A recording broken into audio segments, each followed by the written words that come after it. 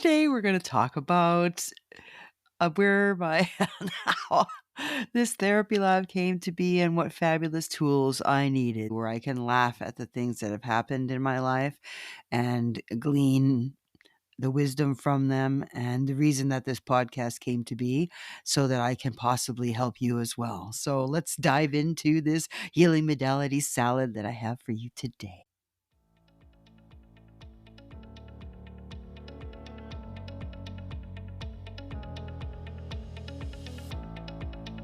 Well, hello, darling, and welcome to the Just Jax podcast. Hi, I'm Jax, and I help you find the can in your cat. When we challenge our cats, miracles happen, because when I challenged mine of I can't draw, I can't paint, and I can't color, imagine my surprise when I discovered what I can do is create a 21-foot garden mural that was recently featured not once but twice on the front page of our local newspaper. Next up, I challenge the I'm no author, no artist, and no cursive writing specialist, but what I can do is self-publish 3 books for my kick-ass cursive writing curriculum, Crack the Cursive Code. I'm a Jax of all trades, but what I master in is helping ordinary people like me to do extraordinary things through laughter, tears, life-changing stories, because metaphors are my jam. Together we can find the can in your can'ts, the do's in your don'ts, and the wills in your won'ts. I'm so excited for you. Let's go.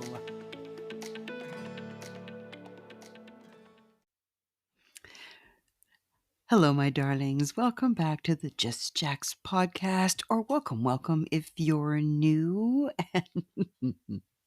Today I'm going to take you on a very, very interesting journey, one that may challenge some of you in regards to your belief systems, for I have explored a few different modalities. I know there are just as many modalities as there's flavors of ice cream and makers of those ice cream flavors. So if any of these resonate with you, fantastic. I will put the websites in my show notes. But if none of this does, never lose hope, because if you start diving into some of these alternative ways of healing, you may find something that works just for you. But be expected to be challenged a little bit, because Einstein said it best. We can never solve our problems with the thinking that created them. So you must have some type of paradigm shift, some type of episode one, you have to have that breakthrough moment where something changes in order for the patterns to change within you, in order for your mindset to shift, in order for your reality to be different. You have to become different. One of my moments that I had was when I was watching a Star Trek episode and I saw them having to go into a holodeck. What the holodeck was is that it was a room in which they could program this reality that they could interact with. And the limits of that program, because there were some characters that were so limited and they could only give what was the program allowed, and the scenario would be created because there was a problem to solve. And it made me realize that we are very much like this holodeck, is that we get this chip that we get to program. And what I mean by program is that there are certain things that our parents and our realm of influence that we have been in contact with. Adults like to fuck with kids. They like to tell them the most stupid things, and we think they're true because we have no point of context. These big people must know better, and that's far from the truth. And so we adopt these knots, these incorrect ways of thinking, and then we put those incorrect thinkings into this program chip, and out comes this reality that we create, that we interact with. And these players are limited because we have only given them so much power with the program that we have created. And that is where I realized for myself that this had to change. I saw that program chip was me and that I was responsible. And that was really hard because I wanted it to be someone else's fucking fault. But as it worked out, I was the common denominator. I went to a comedian last night that was talking about people that have struggled with math, that they won't understand common denominator is, but it just meant that I was in every single scenario. Every single problem had me in it.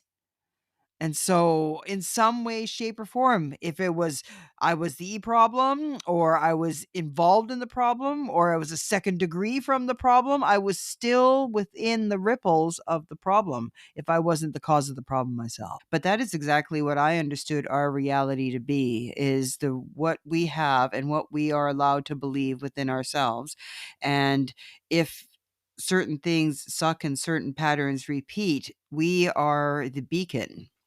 And it shifted from, and that's why I had a difficulty. If you want to understand my experience with organized religion, you can go listen to my the third part in my 4-part series about my Crack the Cursive Code, when I created a cursive writing curriculum that has a 3,000 word adventure story that features magic in it, a chicken that becomes a mini wizard and then a master wizard, or like an apprentice master type of relationship. And because magic is something that is controversial in the Christian world, my book brought up some challenges. In fact, one of my family members who is part of an organized religion, and the way she's decided to live it is the one that refuses to allow to have magic in their life, which I don't care what you fucking call it. I would like all the good that that power can give me. And I had a problem with it because it took accountability away from the individual. And I knew that somehow I was the common denominator of this shit, and whatever portion of it was mine, I had to deal with it and do something about it. And that's one of the problems that I had with the organized religion setup, is that you're a victim because you can do nothing unless you accept the savior, and then after that all your righteousness is filthy rags. Every good you do is somehow tainted with sin because you're a sinner. So God, that's just so depressing. No wonder we have so much anxiety and depression. Like, where is there anything? But if you love Jesus, well, that's great, except for no one has seen him. And, just sometimes it's hard to get support from imaginary friends. And we think it's crazy when people see things that we don't generally in society, like psychics or people that talk to see people that we don't see. But I find that very interesting that we shame them when a lot of our society is based on imaginary things like Santa, Tooth Fairy, Easter Bunny. The entire religious experience, there has been zero like proof and evidence, and if it has, it's been destroyed to some degree in regards to something that happened 2,000 years ago that can be taken completely out of context. In fact, I never taught my kids about Santa.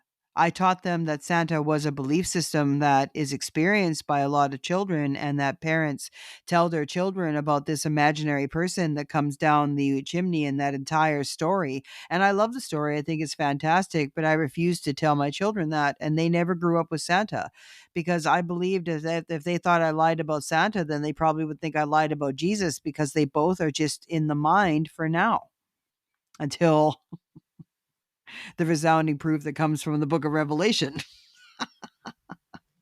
Until that time, we rely on the book and the book alone. So my boys never grew up with the Easter Bunny, Tooth Fairy, Santa, any of those imaginary things, because I wanted to make sure that if I was going to talk about one imaginary friend, it was going to be Jesus. I know, because of my experience and my fundamentalism, I understand the people are going to argue about that. But again, I just knew that I needed to have my own accountability, something that I could do for me. And the first thing I was introduced to was called the mirroring concept. That is where what you see in the outside is a reflection of who you are on the inside. And there is an accountability of that, because if something drives you crazy in the other person or place or thing, that ultimately it's just a mirror of you. And this can be a really difficult concept, because you're like, there's no fucking way I'm like my mother, like that. Blah, blah, blah, blah, or whatever, whoever, whatever that sets you off and gives you an emotional reaction. But if you change the context, it's the feeling and the action is what it is.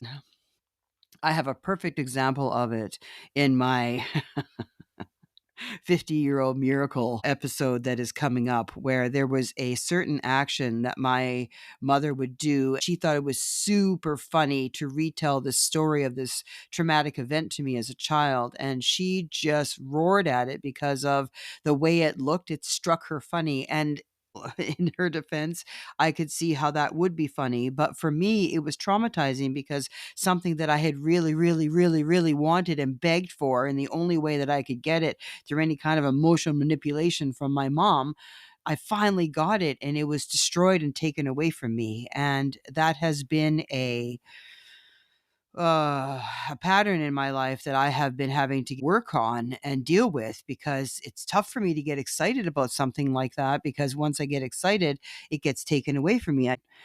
Anyway, this went on for 50 years, and then finally something turned around, a miracle happened. And then I turned around and did the exact same thing right back, which meant that I am very similar and do it the same way, but I may do it to someone different for a different reason or in a different way. But the energy of what I'm trying to accomplish is still the same. I do the same thing, but for me, it's justified, just like it's justified for my mother.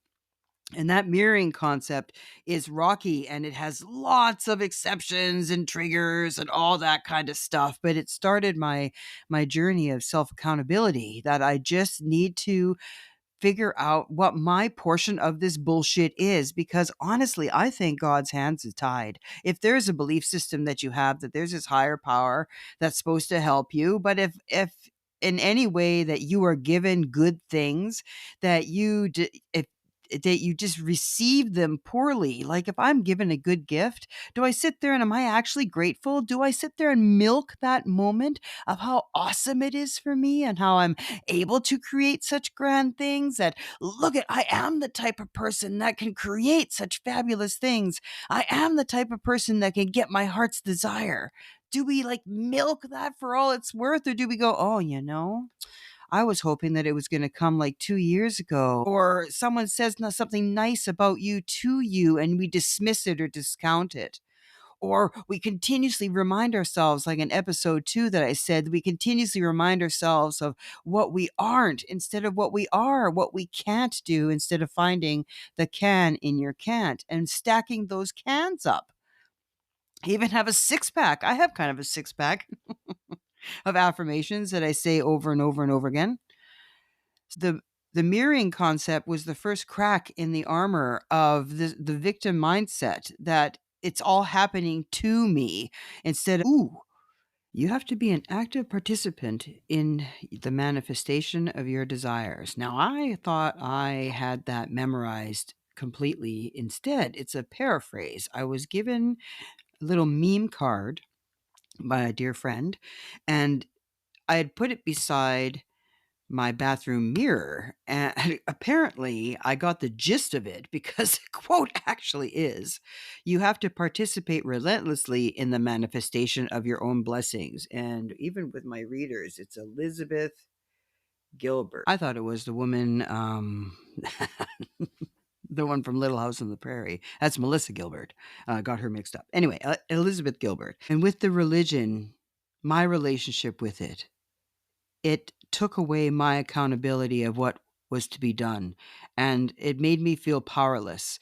And I know that we were supposed to gather the power from Jesus and our relationship with God and all that blessings, etc. But there was a real huge disconnect for me, and I really needed to find some way that I could find the power within myself. I remember one of the things that I said to my mother, and this is one of those boundary making sessions that she was having a really hard time when I left her version of the Catholic Church, or just the Catholic Church in general, and became a Seventh-day Adventist. She really, really struggled with it. And I finally had to say to her, I said, Why would I go to a religion? Your life has been absolutely miserable. Why would I go to something that clearly is not working for you? And I'm sorry. And that was one of the things that when I went to the faith, when my aunt and uncle introduced me to the faith, their life seemed to be better off than my mom's was. And again, when I got to the heart of it, it was still just as empty. And I thought, no, it's just this organized religion. I'm just sorry. There's very little joy. And little love either. It's just there's all this judgment and fear. And like I said before, if you need to get respect from fear, that's a bad thing because you have to keep your people constantly scared to keep them in line. Like what kind of energy is that? And you try to balance it with the love kind concept. I'm sorry, it just ugh. Anyway, I took it very seriously at what my portion is and who I am, and that I am the SUN of the SUN of my universe. I Everything revolves around me, and how I act and how I see the world and what I want and how I think. And I and it's been a very interesting journey as that microscope has been getting smaller and smaller as who I am as a mom, who as I am as a woman, who I am, period, what I like, what I even think about, what I want to be, where I want to go, what I want to do. It's almost like I'm being reborn to some degree and thinking for myself. And that has been my journey, is to start thinking for myself. When I talked about in episode 3, I was sitting in a church pew with my peers at the height of my enjoyment of that entire experience. And there's no religion bashing here for me. I'm sorry. I have been to hell and back. A version of Christian hell and back on this planet here. And I have gone through the ultimate persecution that you can go through in a church. And there's no hatred here for me. I understand the mindset. I just also understand why looks so hypocritical and why it seems so empty. There's just pieces that are missing, and I needed to find those pieces for my own mental health and my ability to get over my shit. So the mirroring was the very first one, and like I said, I'll go into more depths of how that works and what that looks like in my episode about the 50-year-old miracle that's coming up, and you'll see that. The next thing after that was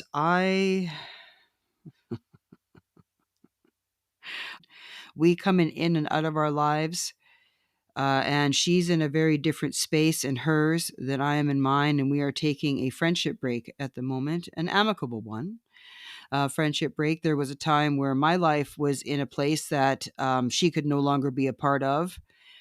And if you have deep friends and they go to a space where you need a break from each other because you've talked yourself out of everything, and I've gotten to the point where this one friend,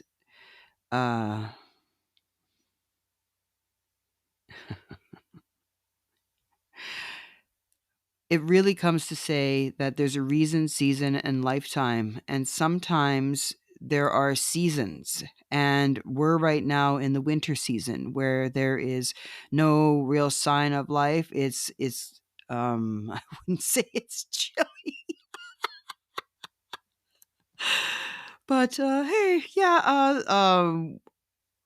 The one that introduced me to the mirroring concept, we're going to have an episode on boundaries because I set a boundary and now we're barely talking. And we were like best friends for 15 years. And the second one, I went to hair school, and there I met a woman that has been in my life since then. This one introduced me to a woman, and I would call her the queen of woohoo. I kind of describe her as a white witch. A pattern just came to my mind on My friends have led me down my healing path. So it is very, very obvious to me at this moment on who you surround yourself with. And all three of these people really challenged me in my mindset on what healing modalities were, because I was so scared, because anything outside of the Bible was evil, and I was experimenting, and it was a very uncomfortable place, because I no longer belonged in either of the faiths that I had invested so much of my time, energy, and mental attitude and upbringing and lifestyle around. And both of them were parts of my family unit. One was my mom, and the other one was her younger brother and his wife. And so, any family gathering or anything like that, I went dark for quite a while. When did that happen? Well, I left the Adventist church. Sorry, I left the Catholic Church in 1993, and then left the Adventist church probably in about 2003, 2004, and then I reconvened with family again in 2017. So what? 13 years I went dark, and just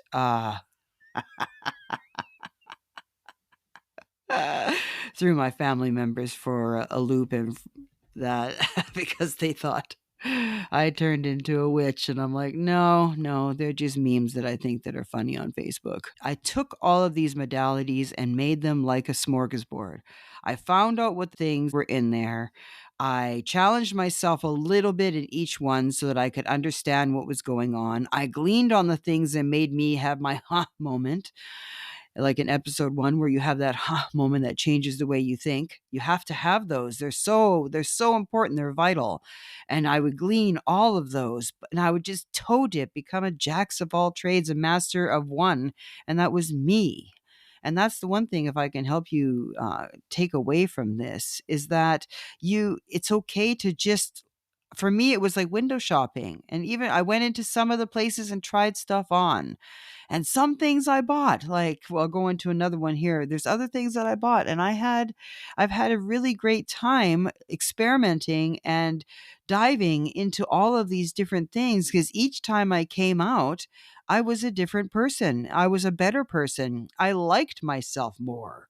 I liked people more. I had more compassion. It was triggered way less, way less.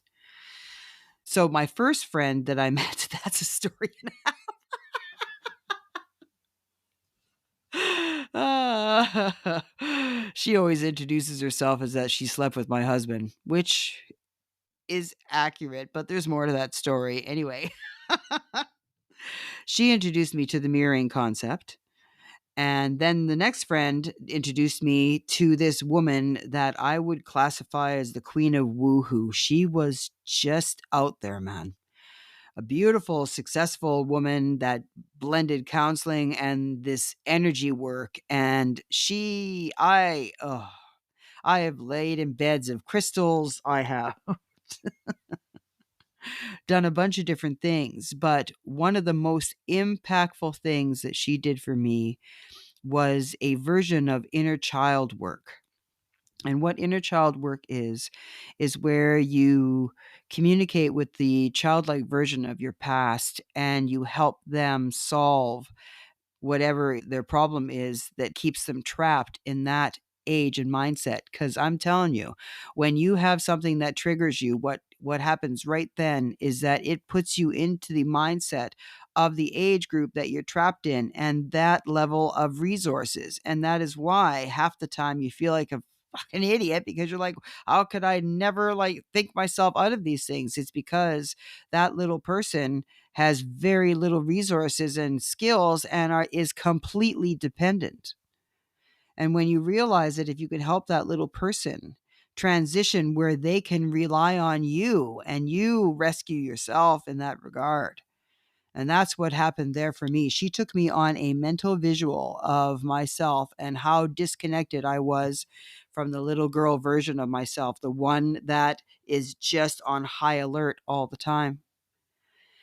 And she took me through a visual, and I stood in front of a mirror, and she had me stare into my left eye. And I already thought she was a whack job. I'm like, yeah, okay, whatever. And so I started, and she took me through just a guided meditation, but my eyes were open, which was unusual. And through that guided meditation, I saw myself in this remote location, like no way in, no way out. There was a cabin there somehow, and I am locked in the cabin, but there are no doors on the outside or ways to get into the cabin. I have locked myself in there. And there was a meditation where I released the child. Now, that process sparked something in myself, and I realize how important that is to be able to reconcile that little person within you. And each of us have these little portions of ourself that are fractured away from us, and they need to be integrated back in and allowed to grow up and integrate. And I had developed a program and an understanding of that. And that is what actually led me into wanting to do hypnosis and stuff, because I realized how powerful this type of inner child work was. And that's a little bit later. But this, I realized it brought me into myself where I could stand autonomously. Like I could actually find my own footing for the first time, because when I was there, I was so lost, and I was engaging in a relationship that was absolutely toxic, and I was doing a part-time job and I was also taking a course. Like all of this was happening all at the same time, and I was going absolutely mental. This relationship was tearing me from the inside out. I was compromising myself to a point where I was almost having a nervous breakdown. I even tattooed my arm with decision, determination, and faith, because I needed to get through this relationship, and I needed to remind myself that I could get through this relationship instead of getting rid of the relationship. It's such a complicated thing, friendships and relationships. So she introduced me to this white witch, and I had that inner child healing with her. And then on to that, I went, she was part of this group where you got together and you processed your feelings and your experiences. And it was also a very, very healing experience for me. It also helped me realize that inner child work, I could do more in a deeper way for myself. I could really go deeper within to find out what I was feeling and what the problem was, and have a deep sense of self-awareness and openness about that awareness. And this was called the Destiny Program. There were like 23 different CDs, and you were just really understanding the masculine and the feminine, and what those roles are, and what your roles were in the family, and who you are. And it was basically an understanding of psychology and sociology put together. And it also really, really helped me. And there were 5 weekend retreats that you had to go to, and then there was a week-long retreat that you had to go to. I knew that I was in a dumpster fire portion of my life. It was just spiraling down. I had very little contact with my kids. I was in the worst relationship I could possibly be in. I had betrayed a friend of mine. I had very low self-esteem. It was a horrible time. And I had lost my mom, I had lost my church family. I regained some of it back, but it was never really the same. And I was just fighting with everyone in that time. During that week-long session, I found out that this gentleman was learning how to read tarot cards. And my mother won't touch a tarot card because they're evil. So that was my background on these cards. But something told me I had to go to that gentleman and have a reading. I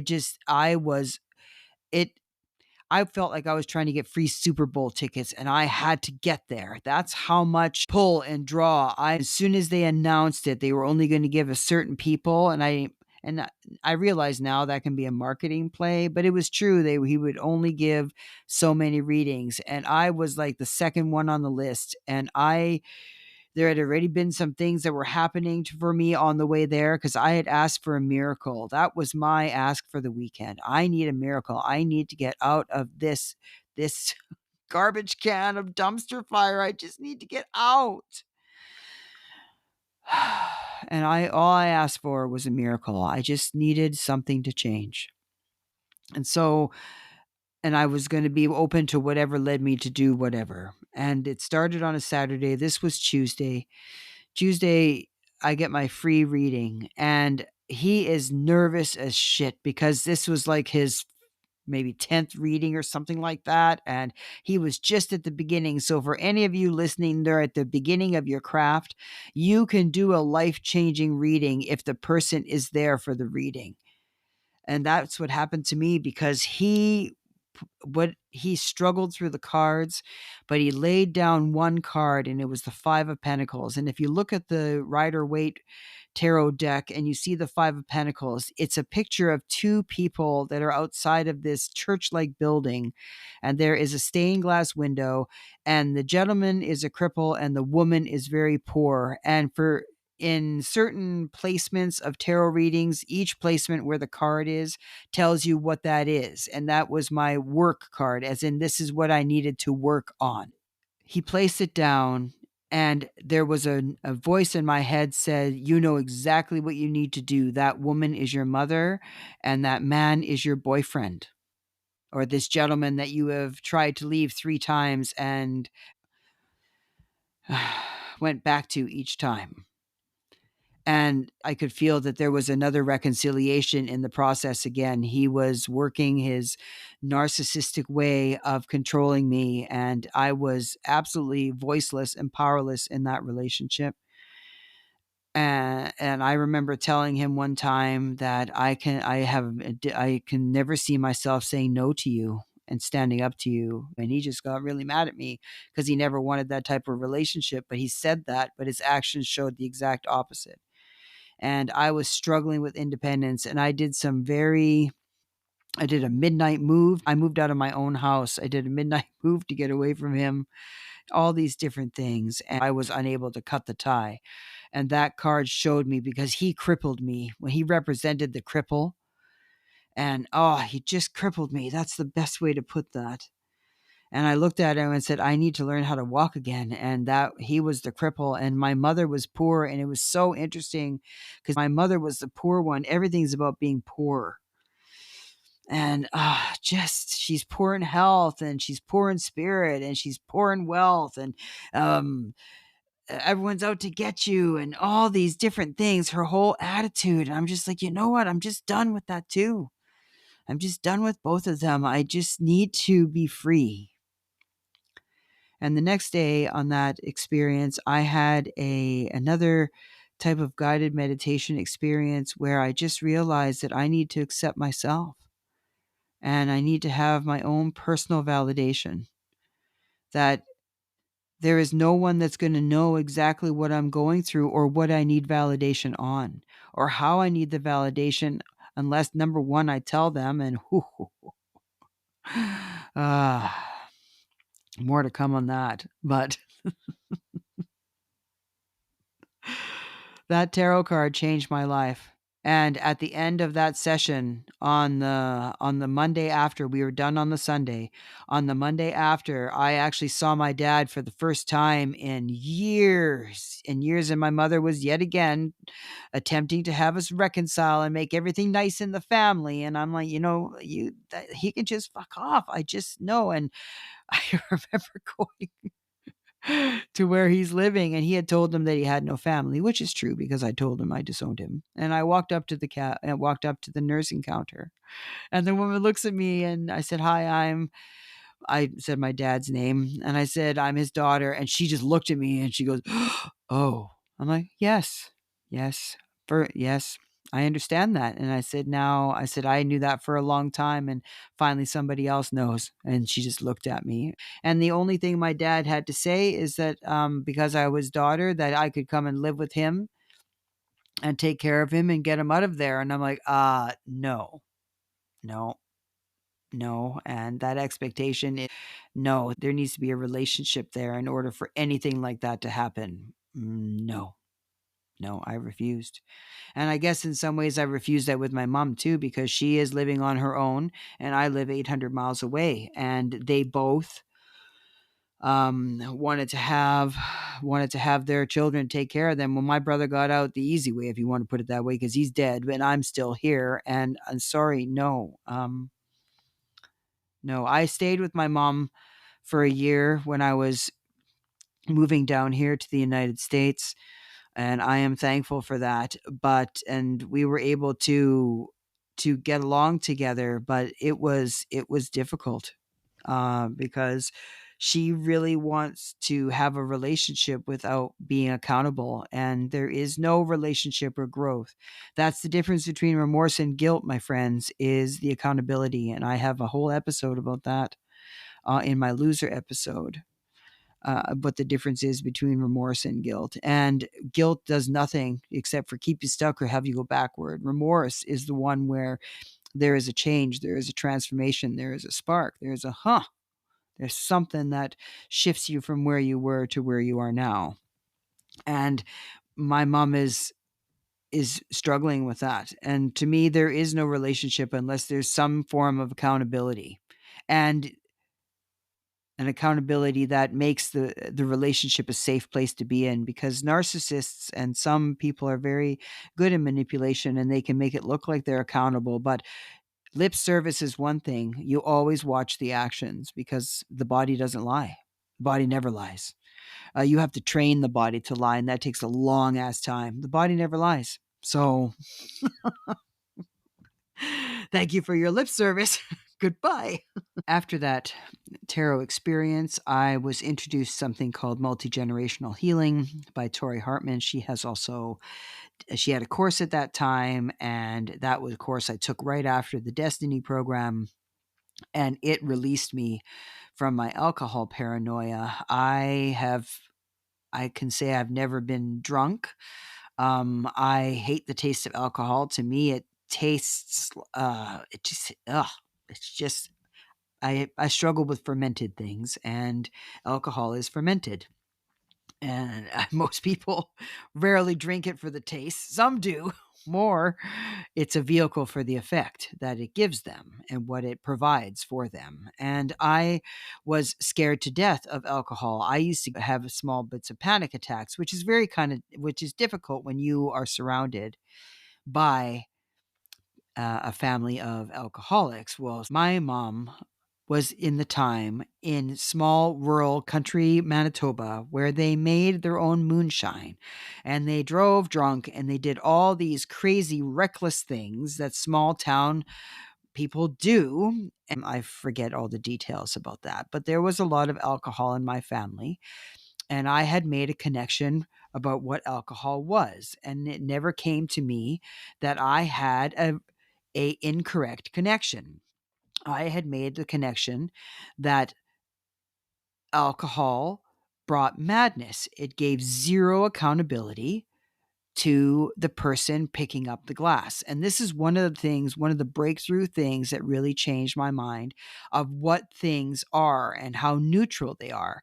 Money is a neutral thing. Sex is a neutral thing. Religion is a neutral thing. Alcohol is a neutral thing. Drugs are a neutral thing, because they can sit on the counter. You can put marijuana, you can put alcohol in there, you can put all of those things on the counter, and they do absolutely nothing until a human touches it. You can have one person that drinks the bottle and they are the most lovable drunk, and then you can have another person drink it and they become the exact opposite. It is an amplifier. All it does is amplify the human that picks it up. But we fail to give any accountability to the person that picks it up. And it's always that they're a victim of it instead of it being an amplification of them. It's a tool that they're using, just like a hammer. You can use it to kill someone or you can use it to build something.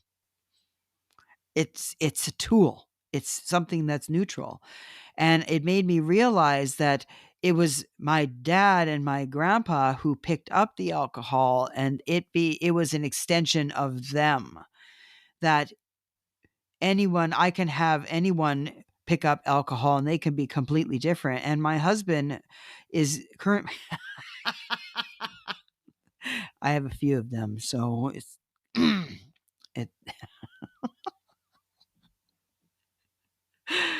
Ah, my word. Anyway, my current husband has been a delight for me in regards to that, because he comes from his father. He was a high functioning alcoholic, which means that they still kept up their normal job in life, but they were basically at a level of drunk all the time. There was never soberness other than possibly the time that they're sleeping. But we went to a store. Now, there is one big cultural difference between where I lived in Canada and most of Canada and where I am in the United States, in Washington State.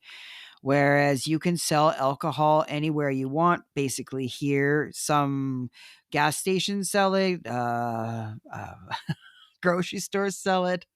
But really, what really freaked me out is that drugstores sell it, as well as health food stores. I don't think they're using it for medicinal purposes. Maybe they are. But uh, so my husband took me to this store, and I was brand new to living down here, and was under the impression that if I wanted to be surrounded by alcohol and be triggered by it, I had to go inside a store and be prepared. I would prepare myself to go in there because I had no idea who I was going to meet in here, because I felt that the alcohol was the evil, not the person. It had nothing to do with the person. It had to do with the stuff on the shelf, that it embodied the evilness. And I had no idea like which body had the evil. It just, I don't know. Anyway, we go into this place called Whole Foods, which is a high-end health food store.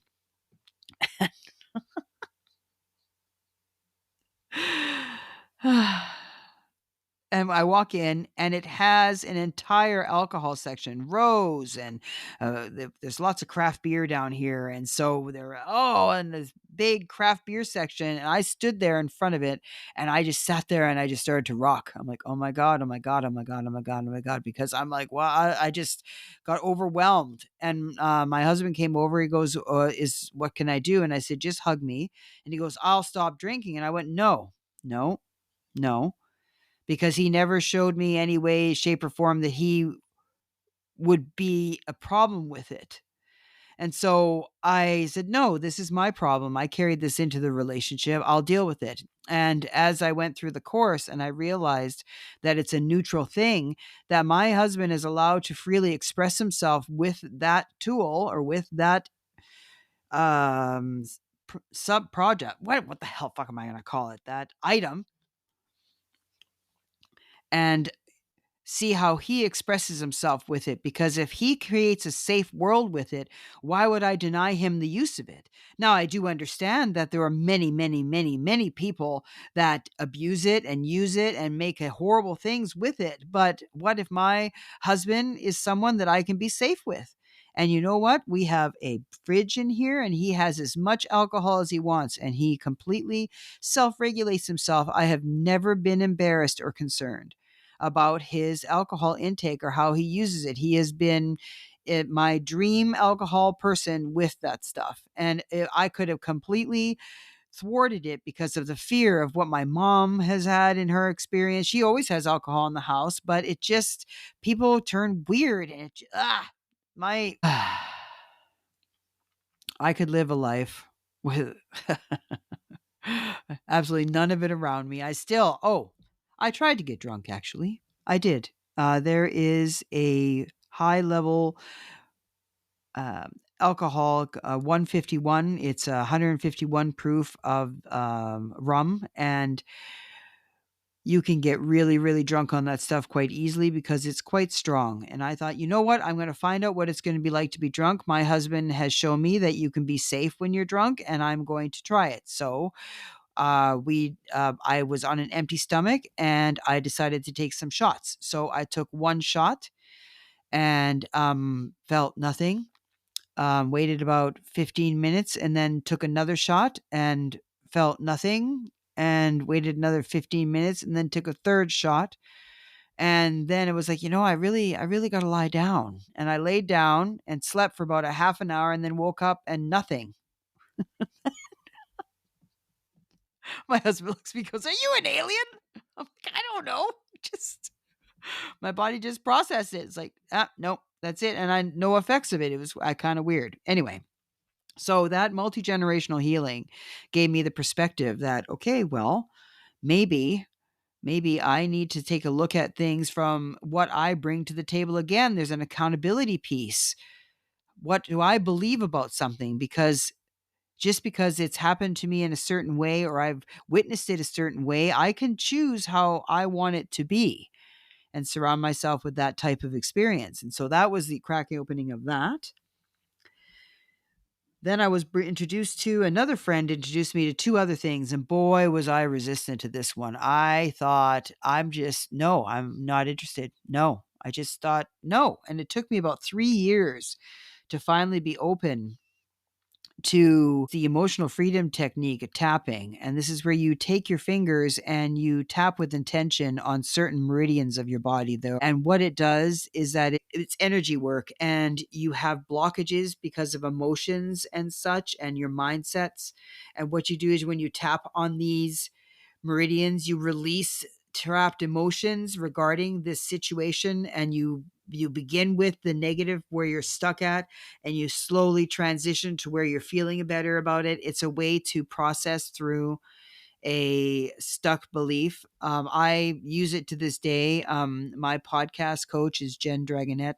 She's just absolutely fantastic, and she does EFT tappings on occasion, and one of them I did for a solid month to give me the strength to do this podcast. So credit is due. The second thing my friend introduced me to was something called Ho'oponopono, and I was introduced to it through Joe Vitale, and I absolutely loved it because it really brought to my mind being accountable of who I am and the energy that I give out and how I treat my surroundings and whether I have a vibration of appreciation, etc. And it is based on 4 little statements. I'm sorry. Please forgive me. Thank you.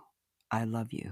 Now the I'm sorry one is the hardest one for people to chew on, because why the fuck should I be sorry about anything? But for me, I've taken it into an understanding that I need to understand my contribution to this shit. And because that's the part I can change, is what my contribution to it of it is. And I want to find out what that is. So I apologize to myself. Like, I'm sorry, Jax. I'm sorry that you thought so little of yourself to make these choices. I'm sorry that you believed in the bullshit that was given to you and you designed yourself to think small instead of who you were supposed to be. I'm sorry that you believe that it's unsafe for you to talk and speak and ask for what you want. I'm sorry that you think there's this game that I play and we're able to share. I can share up to 1,000 units of something. And this woman gives, I think it's a woman, this player gives me one item at a time. And I'm so fucking frustrated with them. But I realize that's exactly what I do with my higher power. I only give one small little thing instead of expecting some greatness and believing that I'm worthy of success just simply for being who I am. And that's what I'm sorry for. And then I say, please forgive me for my inability. And this is where the please forgive me takes it from guilt and shame to remorse. Please forgive me for having that little understanding. Please forgive me that my first response is flight or fight or freeze. And please forgive me that I failed to recognize that who I am and what resources that I have. Please forgive me that I never allowed myself to go and rescue that part of myself that needed the help. Just please forgive me. And then thank you for all of the bounty that I have. Thank you for the ability. Thank you for the gifts that I rely on, and I think that everybody else has, and fail to recognize how special I really am.